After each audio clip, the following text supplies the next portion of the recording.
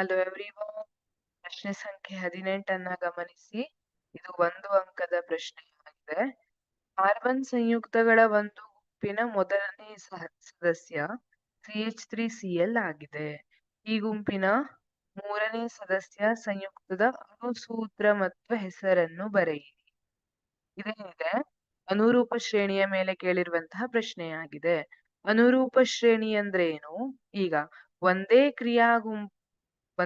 ಕ್ರಿಯಾಗುಂಪಿರುವಂತದ್ದು carbon ಸರಪಳಿಯಲ್ಲಿನ hydrogen ಅನ್ನ ಸ್ಥಾನಪಲ್ಲಟಗೊಳಿಸುವಂತಹ carbon ಸಂಯುಕ್ತಗಳ ಸರಣಿಯನ್ನ ಏನಂತ ಕರಿತೀವಿ? ಅನುರೂಪ ಶ್ರೇಣಿ ಅಂತ ಕರಿತೀವಿ. ಈಗ ಉದಾಹರಣೆಗೆ CH3Cl ಇದೆ. ಇದರಲ್ಲಿ ಒಂದೇ ಕಾರ್ಬನ್ ಇದೆ. ಅದಾದ್ಮೇಲೆ ಸರಣಿ ಅಂತ ಬಂದಾಗ ಎರಡನೇದ್ರಲ್ಲಿ 2 ಕಾರ್ಬನ್ ಬರಬೇಕು, ಮೂರನೇದ್ರಲ್ಲಿ 3 ಕಾರ್ಬನ್ ಬರಬೇಕು. ಇದೇ ರೀತಿ ಮುಂದುವರಿತಾ ಹೋಗುತ್ತೆ. ಈ ಅನುರೂಪ ಶ್ರೇಣಿಯನ್ನ ನಾವು ಸಾಮಾನ್ಯ ಅಣುಸೂತ್ರದಿಂದ ಬರಿಬಹುದು. ಜೊತೆಗೆ ಇವುಗಳ ನಡುವಿನ ವ್ಯತ್ಯಾಸ ಏನಿರುತ್ತೆ? 1 ಮತ್ತು 2, 2 ಮತ್ತು 3, ಈ ರೀತಿ ಎರಡು ಸಂಯುಕ್ತಗಳ ನಡುವಿನ ವ್ಯತ್ಯಾಸ ಏನಿರುತ್ತೆ ಅದು CH2 ಆಗಿರುತ್ತೆ ಅಂತ ಹೇಳ್ತಾರೆ.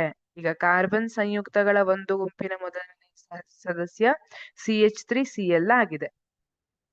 CH3Cl ಮೊದಲನೇ ಸದಸ್ಯ. ಈಗ ನಾವಿದಕ್ಕೆ ಏನನ್ನ ಆಡ್ ಮಾಡಬೇಕು? CH2 ಅನ್ನ ಆಡ್ ಮಾಡಿದ್ರೆ ನಮ್ಗೆ ಎರಡನೇ ಸದಸ್ಯ ಸಿಗ್ತಾರೆ. ಹಾಗಿದ್ರೆ ಎರಡನೇ ಸದಸ್ಯ ಏನಾಯ್ತು? CH2 ಅಂದ್ರೆ ಕಾರ್ಬನ್ ಎಷ್ಟಾಯ್ತು? C2. H ಎಷ್ಟಾಯ್ತು? 5 ಆಯ್ತು. H5Cl. ಸರಿನಾ? ಈಗ ನಮಗ್ ಬೇಕಾಗಿರೋದೆಷ್ಟು? ಮೂರನೇ ಸದಸ್ಯ. ಮತ್ತೆ CH2 ಅನ್ನ ಆಡ್ ಮಾಡಿ, ಅವಾಗ ಏನ್ ಸಿಗುತ್ತೆ? 3 ಕಾರ್ಬನ್ C3, H5 + 2 7, H7Cl. ಹಾಗಾಗಿ ಕ್ಲೋರೋಪ್ರೋಪೇನ್ ಅಣುಸೂತ್ರ C3H7Cl ಆಗಿರುತ್ತೆ.